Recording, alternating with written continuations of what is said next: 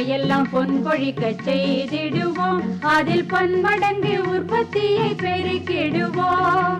பண்ணையெல்லாம் பொன் கொழிக்க செய்திடுவோம், அதில் பன்மடங்கு உற்பத்தியை பெருக்கிடுவோம். உழவர் உலகம். கண்மணி பொல்லல் மணியை வளர்த்திடவே நாடும் கருத்துரைக்கும் ஒளிபரப்பை கேட்டிடுவோம். கண்மணி பொல்லல் மணியை வளர்த்திடவே நாடும் கருத்துரைக்கும் ஒளிபரப்பை கேட்டிடுவோம்.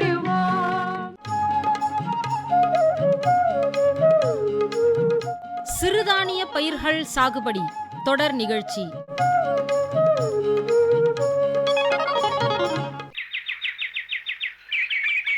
என்ன வள்ளி, நானும் அப்பையிலிருந்து பார்த்துக்கிட்டு இருக்கேன். குட்டி போட்ட பூனை கணக்கா இங்கிட்டும் அங்கிட்டும் போகவும் வருமாவில் இருக்க. என்ன விஷயம்?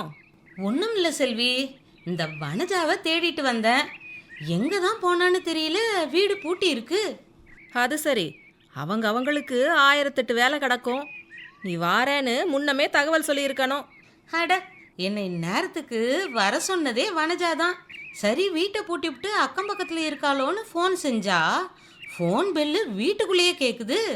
ஃபோனை வீட்டில் வச்சுட்டு எங்கேயாவது போயிருப்பாங்க. சரி, வனஜா வர வரைக்கும் இப்படி எங்கள் வீட்டு திண்ணையில் வந்து உட்காரு.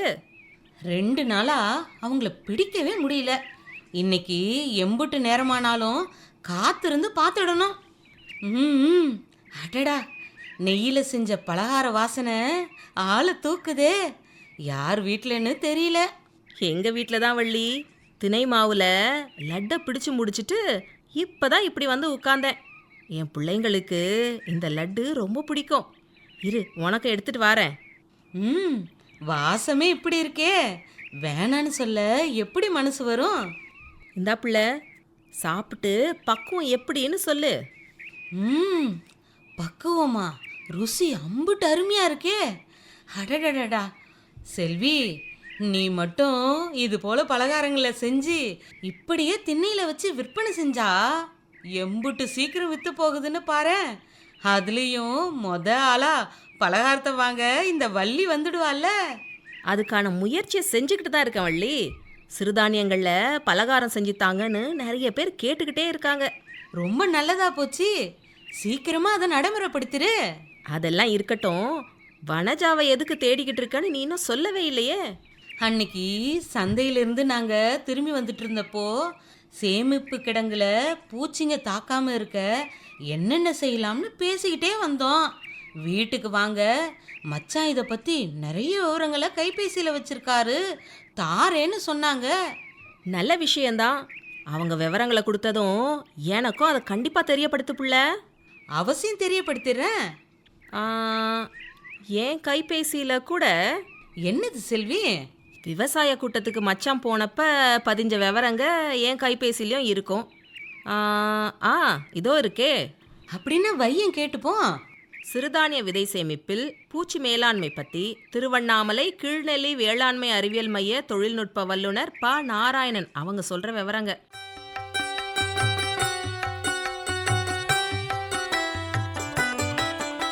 சிறுதானியங்கள் சேமிப்பில் நிறைய நம்ம இழப்பை சந்திச்சிடுறோம். இந்தியாவை பொறுத்த வரைக்கும் கிட்டத்தட்ட 14 மில்லியன் டன் அளவுக்கு நம்ம சேமிப்பில் இழப்பை சந்திக்கிறோம். அதனுடைய மதிப்பு பார்த்திங்கன்னா கிட்டத்தட்ட 7000 கோடி ரூபாய் அளவுக்கு. அதாவது இந்த உணவை வச்சு 3ல் 1 நபர் பசியில் இருக்கிறவங்களுக்கான உணவை நம்மளால் கொடுக்க முடியும். இது உலக வங்கியினுடைய அறிக்கையில் சொல்லக்கூடிய தகவல். அதனால் சேமிப்பில் வரக்கூடிய இழப்புகளை தவிர்க்கிறதுக்கு கூடுமான வரை நம்ம முக்கியத்துவம் கொடுக்கணும் அப்படின்றத எடுத்துக்கணும். நம்ம தமிழ்நாடு வேளாண்மை பல்கலைக்கழகமானது 12லேருந்து 16% அளவுக்கு தமிழ்நாட்டில் சேமிப்பு கிடங்களை மட்டுமே நம்ம இழப்பை சந்திக்கிறோம் அப்படின்றத சொல்லிகிட்ருக்காங்க. ஸோ இந்த சேமிப்பு கிடங்கில் வரக்கூடிய பூச்சி நோய்கள் மூலமாக என்னென்ன மாதிரியான பிரச்சனைகளை நம்ம சந்திக்கிறோம் அப்படின்னா, விதைகள் இல்லாட்டி தானியங்களுடைய அளவு குறைஞ்சி போயிடுது. அதே மாதிரி அதனுடைய தரமானது வெகுவாக பாதிக்கப்பட்டு குறைஞ்சி போயிடுது. அது மட்டும் இல்லாமல் விதைகளுடைய முளைப்புத்திறன் பெரிய அளவில் பாதிக்கப்படுது. ஸோ இதனால் விவசாயிகளுக்கு நிறைய இழப்பு ஏற்படுது. இது இல்லாமல் நமக்கு அந்த பூச்சிகளோ நோய்களோ இல்லாட்டி இந்த பூச்சி இல்லாத பிற உயிரினமான எலிகள் மூலமாக வரக்கூடிய இழப்புகள் மூலமாக நிறைய நஷ்டத்தை வந்து சந்திச்சிட்டு இருக்காங்க. இதில் என்னென்ன மாதிரியான சேமிப்பு கிடங்குல பூச்சி வரும் அப்படின்னு பார்த்தோம்னா, தானியங்களில் அரிசி வண்டு. ஸோ இந்த அரிசி வண்டு தானியங்கள்லேயும் வரும், குறிப்பாக சிறுதானியங்களிலும் பெரிய பாதிப்பை ஏற்படுத்தும். அதே மாதிரி காப்ரா வண்டு அப்படின்னு சொல்லுவாங்க. ஸோ இந்த வண்டுனுடைய பாதிப்பும் வந்து அதிகமாக இருக்கும். அதே மாதிரி லேசர் கிரைண்ட் போரர்னு சொல்லுவாங்க, நெல் துளைக்கும் வண்டுன்ட்டு. ஸோ இது வந்து தானியங்களில் எல்லா தானியங்கள்லேயும் வரக்கூடிய பூச்சி தான். அது இல்லாமல் தானிய வண்டு தனியாக வந்து உங்களுக்கு பாதிப்பை ஏற்படுத்தும். இது மட்டும் இல்லாமல் பெரிய அளவில் பாதிப்பை ஏற்படுத்தக்கூடிய எலிகளில் நிறைய இனங்கள் இருக்குது. இந்த எலிகள் மூலமாகவும் நமக்கு நஷ்டத்தை ஏற்படுத்தும்.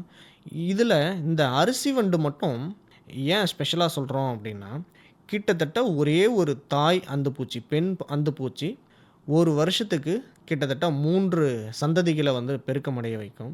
அந்த சந்ததிகள் மூலமாக ஒரே ஒரு பெண் பூச்சியின் மூலமாக ஒரு வருஷத்தில் கிட்டத்தட்ட 15 லட்சம் பூச்சிகள் வந்துட்டு உருவாகும். இந்த 15 லட்சம் பூச்சிகள்லேருந்து ஒரு பூச்சி ஒரு விதை தானியத்தை வந்து உணவாக எடுத்துக்கிட்டான்னாலும் ஒரு கிரைன் மூலமாக கிட்டத்தட்ட ஒரு 14 மில்லிகிராம் அளவுக்கு வந்துட்டு அதை சாப்பிடும். இதன் மூலமாக கிட்டத்தட்ட ஒரு தாய் அந்து பூச்சி மூலமாக 30 கிலோ அரிசியோ 30 கிலோ அளவுக்கு தானியத்தை வந்துட்டு இழப்பு ஏற்படுத்த முடியும் ஒரு தாய் அந்து பூச்சி மூலமாக. ஸோ அதனால் ஒரு பூச்சி தான் இருக்குது, 2 தான் இருக்குன்றத நம்ம சாதாரணமாக எளிமையாக எடுத்துக்காமல் அதுகளை கட்டுப்படுத்துறதுக்கான வழிமுறைகளை வந்துட்டு கையாளணும். அந்த மாதிரி கையாண்டால் மட்டும்தான் நமக்கு சேமிப்பு காலங்களில் ஏற்படக்கூடிய நஷ்டத்தை வந்து சரி கட்ட முடியும். ஸோ அதற்கு சேமிப்பு கிடங்குக்கு போகிறதுக்கு முன்னாடியே நம்ம அறுவடை செஞ்ச தானியங்களோ இல்லாட்டி மற்ற பொருட்களையோ வந்து ஈரப்பதத்தை வந்து 8லேருந்து 10% அளவுக்கு வந்துட்டு பயிருக்கு பயிர் மாறும். தானியங்களை பொறுத்த வரைக்கும் நம்ம சிறுதானியங்களில் 8லேருந்து 10% அளவுக்கு வந்து நல்லா உலர்த்தி காய வச்சு அதுக்கப்புறம் தான் நம்ம சேமிப்புக்கு கொண்டு போகணும்.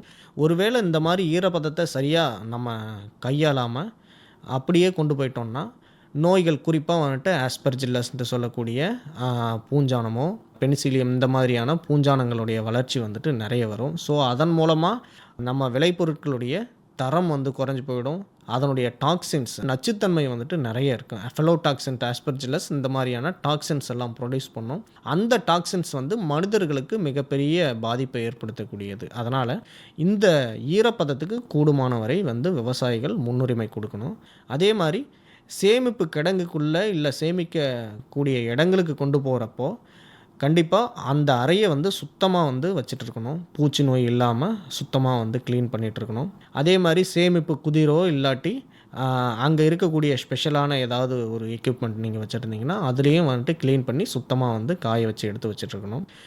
மூட்டைகளை வந்து தரையில் அப்படியே எடுக்காமல் ஏதாவது மர சட்டங்களோ இல்லாட்டி மூங்கில் மூலமாக வந்துட்டு ரேக் மாதிரி நம்ம செஞ்சு அதன் மேலே தான் வந்துட்டு அடுக்கணும். தரையில் வந்துட்டு நேரடியாக அடுக்கக்கூடாது. அதே மாதிரி சுவர் ஓரங்களில் நம்ம மூட்டைகளை வந்துட்டு அடுக்கக்கூடாது. காரணம் என்னென்னு பார்த்தீங்கன்னா, ரொம்ப எளிமையாக வந்துட்டு சுவர் மூலமாக வந்துட்டு நமக்கு பூச்சிகள் வர்றதுக்கான வாய்ப்பு நிறைய இருக்குது. அதனால் சுவர் ஓரங்களில் நம்ம அடுக்கக்கூடாது. அதே மாதிரி மூட்டைகளை அடுக்கும்போது தானியங்களுக்காக அடுக்கக்கூடிய மூட்டைகள் பார்த்திங்கன்னா 15ன்ற எண்ணிக்கையில் வந்துட்டும் அடுக்கணும். அதுக்கு மேலே அடுக்கக்கூடாது. நம்ம விதை சேகரிப்புக்காக வந்து அடுக்கும்போது 5 மூட்டைகளுக்கு மேலே அடுக்கக்கூடாது. 5 மூட்டைகளுக்கு மேலே அடுக்கணுன்னா அதனுடைய முளைப்பு திறன் வெகுவாக வந்து பாதிக்கப்படும். ஸோ அதனால் இந்த தொழில்நுட்பங்களை வந்துட்டு மனசில் வச்சிடணும். அதே மாதிரி கிடங்குல வந்து பழைய சாக்குகளோ இல்லாட்டி சாக்கு பைகளை வந்துட்டு பயன்படுத்தும் போது அதில் எந்த விதமான பூச்சியோ அதனுடைய பகுதிகள் எதுவும் இல்லாமல் வந்து பார்த்துக்கணும். ஒருவேளை பழைய பைகளாக இருக்கிறம்போது மேலத்தியான்ட்டு சொல்லக்கூடிய ரசாயனத்தை 1 லிட்டர் தண்ணிக்கு 1 கிராம்ன்ற அளவில் வந்துட்டு நல்லா கரைச்சி அந்த கரைசலில் இந்த சாக்கு பைகளை வந்துட்டு நனைச்சி காய வச்சு அதுக்கு பின்னாடி பயன்படுத்தணும். இப்போ அட்வான்ஸ்டாக பார்த்திங்கன்னா நவீன முறையில் சூப்பர் கிரைண்ட் பேக்குன்ட்டு சொல்லுவாங்க. அதாவது பாலித்தீன் பை. இந்த பையை வந்து பயன்படுத்தும் போது நமக்கு இந்த பூச்சி நோய்கள் வராத மாதிரி வந்துட்டு நல்ல கனமாக இருக்கும். ஸோ அந்த பைகளை வந்து பயன்படுத்துகிறதும் சாக்கு பைகளுக்கு பதிலாக பயன்படுத்துகிறதும் ரொம்ப நல்லது. சூப்பர் கிரைண்ட் பேக்குன்ட்டு சொல்லுவாங்க. நிறைய மார்க்கெட்டில் வந்து கிடைக்குது. அந்த பைகளை வந்துட்டு பயன்படுத்தலாம். அதே மாதிரி கதிரடிக்கக்கூடிய களமும் நம்ம சேமிப்பு கிடங்கும் தூரமாக இருக்கணும். பக்கம் இருந்ததுன்னா அதிலிருந்து வரக்கூடிய தூசிகளோ மண்ணோ இந்த மாதிரியான பொருட்கள் வந்து நமக்கு இந்த பூச்சிகளுடைய பாதிப்பை வந்து அதிகப்படுத்தி விடும். அதனால் தனித்தனியாக இருக்கிறது ரொம்ப ரொம்ப நல்லது. அதே மாதிரி மூட்டைகளை ஒன்றோடு ஒன்று இணைச்சி நிறைய எடுக்காமல் நல்ல இடைவெளி விட்டு நல்ல காத்தோட்டத்தோடு இருக்கிற மாதிரி நம்ம பார்த்துக்கணும். அதே மாதிரி விதைகளை வந்து சேமிக்கிறப்போ 100 கிலோ விதைக்கு 1 கிலோன்ற அளவில் வந்து வேப்பங்கொட்டை தூளை வந்து சேர்த்து பயன்படுத்தும் போது அதுவும் நல்ல பலனை வந்து கொடுக்கும். இல்லாட்டி வேப்ப இலையையும் வந்து சேர்ந்தே நம்ம வந்து பயன்படுத்தலாம். ஸோ அதுவுமே வந்து பூச்சி நோய்கள் வராமல் வந்து நமக்கு பாதுகாக்கும். இது மட்டும் இல்லாமல் விளக்கு பொறிகள் இருக்குது. ஸோ இந்த விளக்கு பொறிகளை வந்து சேமிப்பு கிடங்களை வந்து நிச்சயமாக பயன்படுத்தணும். இந்த விளக்கு பொறிகள் எரியறது மூலமாக தாய் அந்து பூச்சிகள் நடமாட்டம் இருந்ததுன்னா அதனுடைய நடமாட்டத்தை கண்காணிக்கலாம். அதே மாதிரி இரவு மட்டும் இல்லாமல் நம்ம தொடர்ச்சியாக எரிய விடுறது மூலமாக அந்த அந்து பூச்சிகள் இந்த விளக்கு பொறிகள் மூலமாக வந்துட்டு கவரப்பட்டு அந்த விளக்குக்கு கீழே இருக்கக்கூடிய அந்த கரைசலில் விழுந்து இறந்து போகிறதுக்கான வாய்ப்பு நிறைய இருக்குது. அதனால் விளக்கு பொறிகளை கட்டாயம் வந்து பயன்படுத்தணும். அதே மாதிரி தமிழ்நாடு வேளாண்மை பல்கலைக்கழகத்தால் வந்து அறிமுகப்படுத்தப்பட்ட சேமிப்பு கிடங்குல பயன்படுத்தக்கூடிய பொறிகள் நிறைய இருக்குது. கூம்பு வடிவ பொறி, குழாய் வடிவ பொறி, ப்ரோப் ட்ராப்ஸ்ன்ட்டு சொல்லுவாங்க. ஸோ இந்த பொறிகளும் வந்து தானிய மூட்டைகளுக்கு இடையில வைக்கிறப்போ அதில் இருக்கக்கூடிய சிறு சிறு துளைகள் வழியாக வந்து இந்த பூச்சிகள் இருக்கும்போது அதன் வழியாக உள்ளே போயிடும். ஏன்னா வெற்றிடம் எங்கே இருக்கோ அந்த பகுதிகளை தேடி தான் பூச்சிகளும் வந்துட்டு போகும். அந்த இதை பயன்படுத்தி நம்ம இந்த ட்ராப்ஸ் பொறிகளை வந்து வைக்கிறப்போ அதன் உள்ளே வந்து போகக்கூடிய பூச்சிகளானது கீழே இருக்கக்கூடிய அந்த பிளாஸ்டிக்கு கூம்பு வடிவத்திலேயோ இருக்கக்கூடிய அந்த இதில் உள்ளே போய் மாட்டிக்கிறப்போ பூச்சிகள் இறந்து போயிடும். நம்ம வாரத்துக்கு ஒரு முறைன்றப்போ எடுத்து அதை க்ளீன் பண்ணி நம்ம பயன்படுத்தலாம். ஸோ இதையும் வந்து விவசாயிகள் வந்து பயன்படுத்தணும். இது இல்லாமல் பெரிய அளவில் நமக்கு பாதிப்பு இருக்குது சேமிப்பு கிடங்குல இருக்கும்போது இந்த அலுமினியம் பாஸ்பைன்ட்டு சொல்லக்கூடிய இந்த ரசாயனத்தை இது வந்து சேமிப்பு கிடங்குன்னா விவசாயிகள் வீட்டில் பயன்படுத்தக்கூடாது. பெரிய அளவில் கமர்ஷியலாக பயன்படுத்தக்கூடிய இடங்களில் மட்டும்தான் வந்து பயன்படுத்தணும். வீடுகளில் கட்டாயம் பயன்படுத்தக்கூடாது. இது வந்து வாயு நச்சுவாக வந்து செயல்படும். 1 டன் அளவுக்கு விதைகளுக்குன்னா தானியங்களுக்கு 3 மாத்திரைன்ற அளவுக்கு மூட்டைங்களுக்கு இடையில வச்சு நல்ல கனமான தார்பாலின் ஷீட்டை போட்டு நம்ம மூடி வச்சு ஒரு 5 நாள் விட்டோம்னா உள்ளே இருக்கக்கூடிய எல்லா பூச்சிகளும் வந்து இறந்து போயிடும். ஸோ இந்த அலுமினியம் பாஸ்பைட் மருந்துகளை வந்து கையாளுறது ரொம்ப ரொம்ப கவனமாக வந்து கையாளணும். அதனால் நீங்கள் சரியான பரிந்துரைகளை வந்து கேட்டு தெரிஞ்சு அதுக்கு அடுத்து வந்து பயன்படுத்துங்க. அதுக்கடுத்தது மேலத்தியான். நீங்கள் மூட்டைகளில் நம்ம வீட்டில் இருக்கக்கூடிய இதில் பூச்சிகளுடைய நடமாட்டம் ஜாஸ்தியாக இருக்குது. அதாவது 1 கிலோ நம்ம ரேண்டமாக ஒரு சாம்பிள் எடுக்கிறோம், தானியங்களை எடுக்கிறோம் அப்படின்னா 2க்கும் மேற்பட்ட பூச்சிகள் இருக்குது அப்படின்றப்போ நம்ம மேலத்தியான்ட்டு சொல்லக்கூடிய இந்த ரசாயன மருந்தை 1 லிட்டர் தண்ணிக்கு 1 மில்லின்ற அளவில் மேலே தெளிப்பு செய்யணும். ஆனால் தெளிப்பு செய்கிறப்போ மூட்டை நனையக்கூடாது. ரொம்ப மென்மையாக லேசாக வந்து நம்ம தெளிப்பு செஞ்சு போகிறப்போ பூச்சிகளை வந்துட்டு சரியான முறையில் நம்ம கட்டுப்படுத்தலாம். அதே மாதிரி சேமிப்பு கிடங்குக்கு சுற்றி வந்து புதர்கள் இல்லாமல் பார்த்துக்கணும். சேமிப்பு கிடங்கும் மரம் ஏதாவது கிளைகள் வந்து படாமல் நம்ம பார்த்துக்கணும். இந்த மாதிரியான விஷயங்களெல்லாம் நம்ம சரியான முறையில் வந்து கையாளுறப்போ நிச்சயமாக சேமிப்பு கிடங்குல வரக்கூடிய பூச்சிகளோ நோய்களோ வந்துட்டு நல்ல முறையில் கட்டுப்படுத்தலாம். இந்த மாதிரி கட்டுப்படுத்துறது மூலமாக நமக்கு கண்டிப்பாக விளைபொருட்களுடைய தரம் வந்து குறையாது, நல்ல விலையும் போகும். அப்படின்றதுனால விவசாயிகள் அனைவரும் இந்த சேமிப்பு கிடங்குல வரக்கூடிய தொழில்நுட்பங்களை வந்துட்டு கையாளணும் அப்படின்றத இந்த நேரத்தில் கேட்டுக்கிறேன்.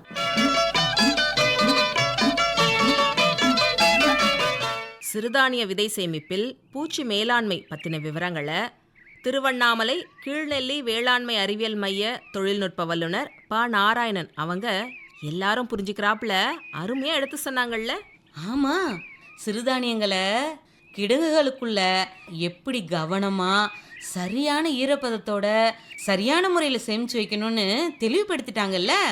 இப்படி ஒவ்வொரு வழிமுறையையும் கவனத்தில் வச்சு சரியாக செய்யும்போது சேமிப்பு கிடங்குல ஏற்படக்கூடிய தேவையில்லாத இழப்புகளை தவிர்க்கலாம். பரவாயில்ல, தேடி வந்த ஆள் இல்லாங்காட்டியும் தேடி வந்த தகவல்களை தெரிஞ்சுக்கிட்டேன். வள்ளி, அதோ நீ தேடி வந்த வனஜாவும் வாராங்க பாரு. அட ஆமா, சரி நான் கிளம்புறேன். என்ன, ஏதாச்சும் மறந்துட்டியா என்ன? இல்லை இல்லை, நீ கொடுத்த தென லட்டோட ருசி பரவாயில்லையே, அம்புட்டு ருசியா இருக்கா? இப்படி சொன்னதுக்காகவே உனக்கு இன்னும் 2 லட்டு எடுத்துக்கிட்டு வரேன். கொண்டா கொண்டா.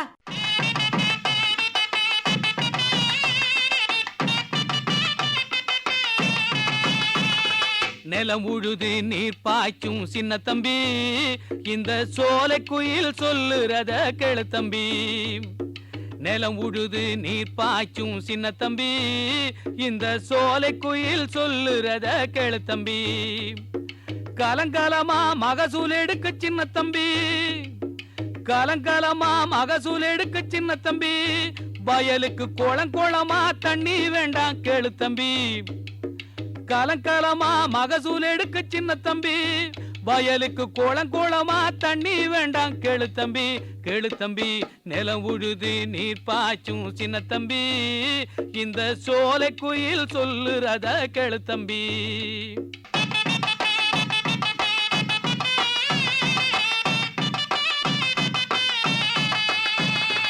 இருக்கும் அளவு நீரை கொண்டு சின்ன தம்பி பெருக்க வேணும் மகசூலை கேளு தம்பி இருக்கும் அளவு நீரை கொண்டு சின்ன தம்பி நாம பெருக்க வேணும் மகசூலை கேளு தம்பி உருப்படியா விஞ்ஞான முறை கைப்பிடி உருப்படியா விஞ்ஞான முறை கைப்பிடி கருத்தான பெரியவங்க சொல்படி நிலம் உழுது நீர் பாய்ச்சும் சின்ன தம்பி இந்த சோலை குயில் சொல்லுறத கேளு தம்பி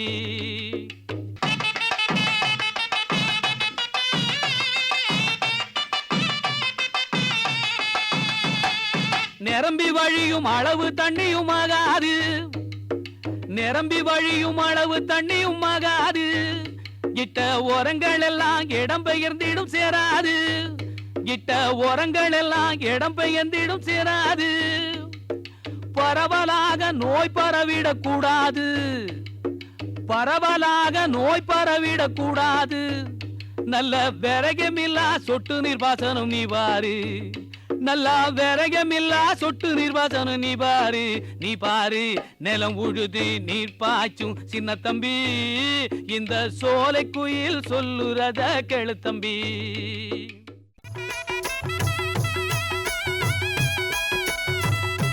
இனி தொடர்வது வேளாண் செய்திகள். தென்னை செழிக்க தேனீக்கள். தென்னை அயல் மகரந்த சேர்க்கையின் மூலம் காய்க்கும் பணப்பயிராகும். பல்லாண்டுகளுக்கு பலன் தரும் இவற்றின் விளைச்சல் பெரும்பாலும் தேனீக்களையே சார்ந்துள்ளது. தேனீக்கள் மதுரத்திற்காகவும் மகரந்தத்திற்காகவும் தென்னையை நாடி வருகின்றன. இந்திய தேனீ, கொம்பு தேனீ, மலைத்தேனீ மற்றும் கொசுத்தேனீ ஆகியவை தென்னையை நாடி வரும் முக்கிய தேனீ இனங்கள் ஆகும். ஒருங்கிணைந்த பண்ணையத்தின் ஓர் அங்கமாக தேனீ வளர்ப்பை நம் உழவர்கள் மேற்கொள்ள வேண்டியது காலத்தின் கட்டாயமாகும். தென்னந்தோப்புகளில் தேனீக்கள் ஏன் அடிக்கடி வந்து கூடு கட்டுகின்றன? தேனீக்கள் தென்னையை ஏன் நாடி வருகின்றன? தென்னைக்கும் தேனீக்கும் என்ன உறவு போன்ற வினாக்களுக்கான விடையை தென்னை சாகுபடியாளர்கள் அவசியம் அறிந்திருக்க வேண்டும். தென்னை மரங்கள் தேனீக்களுக்கு மகரந்தம் மற்றும் மதுரத்தை உணவாக அளிக்கின்றன. இது மட்டுமல்லாமல் பல்வேறு வகையான தேனீ இனங்கள் வாழவும் தென்னை உறைவிடமாக திகழ்கின்றது. மலை தேனீக்கள் தென்னை மட்டையின் அடியில் ஒரு பெரிய அடையை கட்டி வாழும். அடுக்கு தேனீக்கள் தென்னை மர பொந்துகளிலும் தோப்புகளில் சேகரித்து அடுக்கி வைத்திருக்கும் காய்ந்த மட்டைகளுக்கு இடையில் உள்ள சந்துகளிலும் அடைகளை அடுக்கடுக்காக கட்டி வாழும். குறிப்பாக அடிக்கடி இடம்பெயர்ந்து வரும் மலை தேனீ கூட்டங்கள் பாதுகாக்கப்பட்ட காடுகளுக்கு அருகே இருக்கும் தென்னந்தோப்புகளிலும் மலை அடிவாரங்களுக்கு அருகிலுள்ள தென்னந்தோப்புகளிலும் அடைகளை கட்டி வாழும். தென்னம்பாளையிலிருந்து வெளிப்படும் ஆண் பூக்களிலிருந்து தேனீக்களுக்கு மகரந்தம் கிடைக்கும். தேனீக்கள் இந்த மகரந்தத்தை சேகரித்து எடுத்து வந்து வளரும் புழுக்களுக்கு உணவாக அளிக்கும். ஆண் பூக்களின் உட்புறத்திலும் பெண் பூக்களின் நுனி பகுதிகளிலிருந்தும் வெளிப்படும் இனிப்பான மதுரத்தை தேனீக்கள் உறிஞ்சி தேனாக மாற்றும். தென்னை காய்க்க வேண்டுமென்றால் அயல் மகரந்த சேர்க்கை அவசியம் நடைபெற வேண்டும். தென்னை மரத்தில் சராசரியாக மாதத்திற்கு ஒரு பாளை வெளிவரும். ஒவ்வொரு பாளையிலும் 30 முதல் 40 சிம்புகள் இருக்கும். ஒவ்வொரு சிம்பிலும் 200 முதல் 300 ஆண் பூக்களும் 5க்கும் குறைவான பெண் பூக்களும் இருக்கும். சிம்பின் கீழ்ப்பகுதியில் பெண் பூக்களும் புறப்பகுதி முழுவதும் ஆண் பூக்களும் நிரம்பி காணப்படும். பெண் பூக்களை குறும்பை என்று அழைப்பர். பூக்கள் மலரும் காலம் ரகத்தை பொறுத்து மாறுபடும். நெட்டை தென்னை ரகங்களில் ஆண் பூக்கள் முதலில் மலரும். ஆண் பூக்கள் முழுவதும் பூத்து உதிர்ந்த பின்னர்தான் பெண் பூக்கள் மலரத் தொடங்கும். எனவே நெட்டை ரக தென்னையில் தன் மகரந்த சேர்க்கை நடைபெற வாய்ப்பே இல்லை. அயல் மகரந்த சேர்க்கை நடைபெற்றால் மட்டுமே குரும்பைகள் கருவுற்று காயாக மாற வாய்ப்புள்ளது. அவ்வாறு காய்ப்பதற்கு பிற பாளைகளிலிருந்து உருவாகும் ஆண் பூக்களில் உள்ள மகரந்தம் குரும்பையில் உள்ள சூல்முடியை அடைய வேண்டும். தென்னை மகரந்த தூளின் அமைப்பு தேனீக்களால் மகரந்த சேர்க்கை நடைபெறுவதற்கு ஏற்ற வகையில் அமைந்திருக்கும். ஒவ்வொரு மகரந்த தூளிலும் நீள்வாக்கில் ஒரு பிளவு இருப்பது தேன் பூச்சிகளின் உடலின் மீது அவை ஒட்டிக்கொள்ள ஏதுவாகும். மேலும் பெண் பூச்சிகளிலிருந்து வெளிப்படும் மதுரம் பல தேனீக்கள் பாளையை நாடி வர வழிவகுக்கும். எனவே தேனீக்களால் அயல் மகரந்த சேர்க்கை தென்னையில் நடைபெறுவது உறுதிப்படுத்தப்படுகிறது. தென்னந்தோப்பில் தேனீ வளர்ப்பை வெற்றிகரமாக மேற்கொள்ள வேண்டுமென்றால் முதலாவதாக தேனீக்களை பற்றிய அறிவு மிகவும் அவசியம். தேனீ வளர்க்க விரும்புவோர் தேனீக்களின் தன்மை, அவை வளரும் விதம், அவற்றின் வாழ்க்கை முறை, அவற்றை கையாளும் விதம், அவற்றின் வளர்ச்சியை பாதிக்கும் சூழ்நிலைகள் மற்றும் அவற்றை தாக்கும் எதிரிகள், நோய்கள் ஆகியவற்றை பற்றி அவசியம் தெரிந்து வைத்திருக்க வேண்டும். அப்போதுதான் தேனீக்களின் தேவையை அறிந்து உரிய நேரத்தில் தகுந்த பராமரிப்பு முறைகளை மேற்கொள்ள இயலும். போதிய பயிற்சியும் அனுபவமும் பெற்ற பின்னர் சாதாரணமான சூழ்நிலை இருக்கும் இடங்களில் வணிக ரீதியில் தேனீ வளர்ப்பை துவங்கலாம். அடுக்கு தேனீ இனங்களை மட்டுமே தேனீ பெட்டிகளில் வைத்து வளர்க்க இயலும். இந்திய தேனீ மற்றும் இத்தாலிய தேனீக்களை இவற்றிற்கு உதாரணமாக கூறலாம். இவற்றை தவிர கொசு தேனீக்களையும் தென்னந்தோப்புகளில் வளர்த்து தென்னையில் அயல் மகரந்த சேர்க்கையை ஊக்குவிக்கலாம். கொசு தேனீக்களை வளர்ப்பதும் பராமரிப்பதும் மிகவும் எளிது. ஒவ்வொரு தேனீ குடும்பத்திலும் ஒரு ராணி தேனீ, சில நூறு ஆண் தேனீக்கள் மற்றும் ஆயிரக்கணக்கான பனித்தேனீக்கள் காணப்படும். தொடர்ந்து முட்டையிடுவதுதான் ராணி தேனீயின் முக்கிய வேலையாகும். இவை நாளொன்றுக்கு சராசரியாக 1000 முட்டைகளை இடும். பனித்தேனீக்கள் பூரண வளர்ச்சியடையாத பெண் தேனீக்களாகும். அடை அறைகளை தூய்மை செய்தல், கூட்டின் வெப்பநிலையை சீராக வைத்திருத்தல், வளர்ந்த புழுக்களுக்கு மகரந்த உணவு ஊட்டுதல், இளம் புழுக்களுக்கும் ராணி தேனீக்கும் அரச கூழை கொடுத்தல், தேனை பக்குவப்படுத்துதல், மகரந்த தூளை அடை அறைகளில் சேமித்தல், மெழுகு சுரத்தல், அடை கட்டுதல், தேன் அறைகளுக்கு மூடியிடுதல், கூட்டினுள் காற்றோட்டத்தை ஏற்படுத்துதல், கூட்டை காவல் காத்தல், மதுரம், மதுரந்தம், தண்ணீர் ஆகியவற்றை கூட்டிற்குள் கொண்டு வருதல் ஆகியவை பனித்தேனீக்களின் முக்கிய வேலைகளாகும். தேனீக்களின் சிறப்பியல்புகளை பற்றி தெரிந்து கொள்ளலாம். உடல் முழுவதும் உள்ள கிளையுடன் கூடிய ரோமங்களில் மகரந்த தூள்கள் எளிதாக ஒட்டிக்கொள்ளும். தேனீக்களின் கால்கள் மகரந்த தூளை சுமந்து வரவும் அவற்றின் நீளமான நாக்கு மதுரந்த சுரப்பிகளிலிருந்து வெளிப்படும் மதுரந்தத்தை நக்கி உறிஞ்சும் அமைப்பையும் பெற்றிருக்கின்றன. தேனீக்கள் தென்னையை அவற்றின் பூக்கும் காலம் முடியும் வரை தொடர்ந்து நாடிச் சென்று உணவு திரட்டும் குணமுடையவை. புரதம் மிகுந்த மகரந்தம் வளரும் புழுக்களுக்கும் இளம் தேனீக்களுக்கும் உணவாக பயன்படும். எனவே தேனீக்கள் தேவையை கருதி ஆர்வத்துடன் அதிக அளவு மகரந்தத்தை அளிக்கக்கூடிய தென்னையை நாடி செல்லும். அவ்வாறு செல்லும்போது தேனீக்கள் அதிக அளவில் தென்னையில் அயல் மகரந்த சேர்க்கை நடைபெற வழிவகுக்கின்றன. கதிரவன் தோன்றியதிலிருந்து மறையும் வரை தேனீக்கள் பல மணி நேரம் உணவிற்காக தென்னை மலரை மீண்டும் மீண்டும் நாடிச் செல்லும். இதனால் தேனீக்கள் தென்னையில் கூடுதலாக மகரந்த சேர்க்கை நடைபெற துணை புரிகின்றன. தேனீ கூட்டங்களை எளிதில் தேவையான இடத்திற்கு தேவையான எண்ணிக்கை எடுத்துச் சென்று வைத்து தென்னையில் அயல் மகரந்த சேர்க்கை நடைபெற வழிவகுக்கலாம். அனுபவமிக்க பனித்தேனீக்கள் உணவு கிடைக்கும் இடம் பற்றிய தகவல்களை பிற பனித்தேனீக்களுக்கு நடன மொழி மூலம் அறிவிப்பதால் தகவல் அறிந்த மற்ற தேனீக்களும் அதிக எண்ணிக்கையில் தென்னையை நாடிச் சென்று மகரந்த சேர்க்கை நடைபெற உதவுகின்றன. தேனீ வளர்க்க தேர்வு செய்யும் இடம் தேனீக்களுக்கும் தேனீ வளர்ப்போருக்கும் ஏற்றதாக இருத்தல் அவசியம். கூட்டின் வெப்பநிலையை குறைக்கவும் அரச கூழ் உற்பத்திக்கும் தேனின் கெட்டித்தன்மையை குறைக்கவும் தூய்மையான தண்ணீர் அவசியம். எனவே தேர்வு செய்யப்படும் இடத்திற்கு அருகே கிணறோ ஓடையோ அல்லது வாய்க்காலோ இருத்தல் அவசியம். தேனீ வளர்ச்சிக்கு உகந்த பருவநிலை நிலவும் இடங்களை தேர்வு செய்ய வேண்டும். அதிக வெயில், அதிவேகமான காற்று மற்றும் கனமழை பனித்தேனீக்களின் உணவு திரட்டும் திறனையும் அவற்றின் ஆயுட்காலத்தையும் பாதிக்கும். எனவே தேர்ந்தெடுக்கப்படும் இடம் போதிய வடிகால் வசதியுடன் இருத்தல் வேண்டும். வடிகால் வசதியற்ற இடங்களில் காற்றின் ஈரப்பதம் எப்பொழுதும் கூடுதலாக இருப்பதனால் தேன் முதிர்வது பாதிக்கப்படும். தேனீ பெட்டிகளை நெருக்கமாக வைப்பதை தவிர்க்க வேண்டும். வணிக ரீதியில் தேனீ வளர்ப்பதாக இருந்தால் தேனீ பெட்டிகளுக்கு இடையிலான இடைவெளி இந்திய தேனீ மற்றும் கொசு தேனீக்களுக்கு குறைந்தபட்சம் 5 அடியும் இத்தாலிய தேனீக்களுக்கு 10 அடியும் இருத்தல் வேண்டும். தேனீ பெட்டிகளை நிழலான உயரமான மழைநீர் தேங்காத இடத்தில் கிழக்கு பக்கம் பார்த்து வைத்தல் வேண்டும். காலை வெயில் பெட்டியின் மேல் படும்போது தேனீக்கள் தங்களின் பணியை துவங்கும். இதனால் பனித்தேனீக்கள் கூடு மாறிச் செல்வதும் தடுக்கப்படும். தேனீக்கள் விளக்கு ஒளியை நாடிச் செல்லும் குணமுடையதால் தேனீ பெட்டிகளின் மீது இரவில் வெளிச்சம் படாதவாறு வைக்க வேண்டும். தேனீ பெட்டிகளை சமதளமாக உள்ள தரையில் வைக்க வேண்டும். தேனீ பெட்டிகளை வைக்கும் தாங்கிகளின் கால்களை நீர் ஊற்றிய கிண்ணங்களில் இருக்குமாறு வைக்க வேண்டும். தாங்கியின் கால்களில் வேப்ப எண்ணெய் அல்லது கிரீஸ் போன்றவற்றை தடவி வைக்க வேண்டும். கிழிந்த துணியை தாங்கியின் காலை சுற்றி கட்டி அத்துணியின் மேல் சிறிது கழிவு எண்ணெயை தடவி வைக்கலாம். அதனால் எறும்புகளின் தொல்லையை தவிர்க்கலாம். தேனீ பெட்டி தாங்கியுடன் சேர்த்து கயிறு கொண்டு கட்டி வைப்பது நல்லது. இதனால் ஒருவேளை பலத்த காற்றால் தேனீ பெட்டி சாய நேரிட்டாலும் பெட்டியின் பாகங்கள் தனித்தனியே பிரிந்து விழாமல் தவிர்க்கலாம். தேனீக்களுக்கு எப்படி உணவு ஊட்டுவது? தேனீ கூட்டத்திற்கு மதுர வரத்து இல்லாத காலங்களிலும் மதுரம் குறைவாக இருக்கும் காலங்களிலும் தேவையின் அடிப்படையில் செயற்கை உணவு கொடுத்தல் அவசியம். செயற்கை உணவாக சர்க்கரை பாகு கொடுக்கலாம். 1 பங்கு சர்க்கரையை 1 பங்கு வெந்நீரில் கரைத்தால் கிடைப்பது சர்க்கரை பாகாகும். உணவு அடைகளில் போதிய அளவு தேன் சேமிப்பு இல்லை என்றாலும் புழு அடையில் உள்ள தேன் அறைகள் அனைத்தும் காலியாக இருந்தாலும் தேனீ கூட்டங்களுக்கு சர்க்கரை பாகு கட்டாயம் கொடுக்க வேண்டும். இதனால் உணவு தட்டுப்பாடினால் தேனீ கூட்டம் இடம்பெயர்வதை தடுப்பதுடன் ராணி தேனீயை தொடர்ந்து முட்டையிட தூண்டவும் முடியும். மழைக்காலங்களில் தேனீ பெட்டியினுள் மழைநீர் புகாதபடி உரிய நடவடிக்கைகள் எடுக்க வேண்டும். பெரும்பாலும் மழைக்காலங்களில் தேனீக்களின் உணவு தேடும் பணி பாதிக்கப்படும். மழையால் மலர்களிலிருந்து சுரக்கப்படும் மதுரம் நீர்த்துவிடும். மகரந்தம் மழையால் அடித்து செல்லப்படும். மழையில் சிக்கிய பனித்தேனீக்கள் கூடு திரும்புவது பாதிக்கப்படும். இதனால் தேனீ கூட்டத்தின் வலு குறைய வாய்ப்புள்ளது. எனவே இத்தகைய சூழ்நிலைகளில் தேனீக்களுக்கு சர்க்கரை பாகு அவசியம் கொடுக்க வேண்டும். மழைக்கு பின் எறும்பு தொந்தரவு கூடுதலாக இருக்க வாய்ப்புள்ளது. எனவே எறும்புகள் தேனீ பெட்டியினுள் ஏறி உள்ளனவா என்பதை பார்த்து உரிய தடுப்பு நடவடிக்கைகள் எடுக்க வேண்டும்.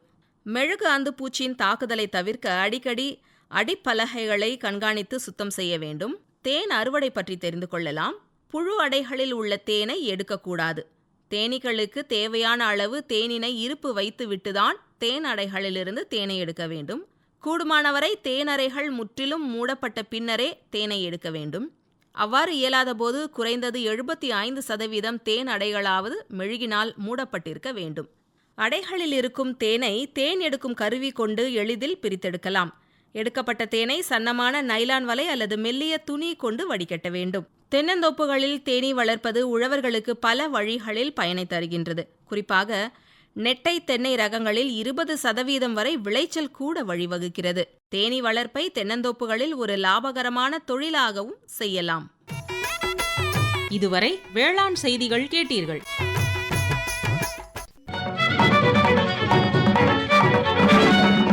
பொருளத்தரையும் விளைத்திடுவோம். நித்தம் உழைப்பால் நில மகளை வணங்கிடுவோம். அமைப்பில் உதவி வி. உஷா. உண்ணும் பொருளத்தரையும் விளைத்திடுவோம். நித்தம் உழைப்பால் நில மகளை வணங்கிடுவோம். அமைப்பு எஸ். முருகேசன். பொட்டலையும் பூம்பொழிலாய் திருத்திடுவோம். அதற்கு புத்தம் புது முறைகளையும் புகுத்திடுவோம். பொட்டலையும் பூம்பொழிலாய் திருத்திடுவோம். அதற்கு புத்தம் புது முறைகளையும் புகுத்திடுவோம். இத்துடன் இன்றைய உழவர் உலகம் நிகழ்ச்சி நிறைவு பெறுகிறது. பட்டி தொட்டி சொர்க்கமாக பாடுபட்டே நம் பாரத சமுதாயத்தை உயர்த்திடுவோம். பட்டி தொட்டி சொர்க்கமாக பாடுபட்டே நம் பாரத சமுதாயத்தை உயர்த்திடுவோம்.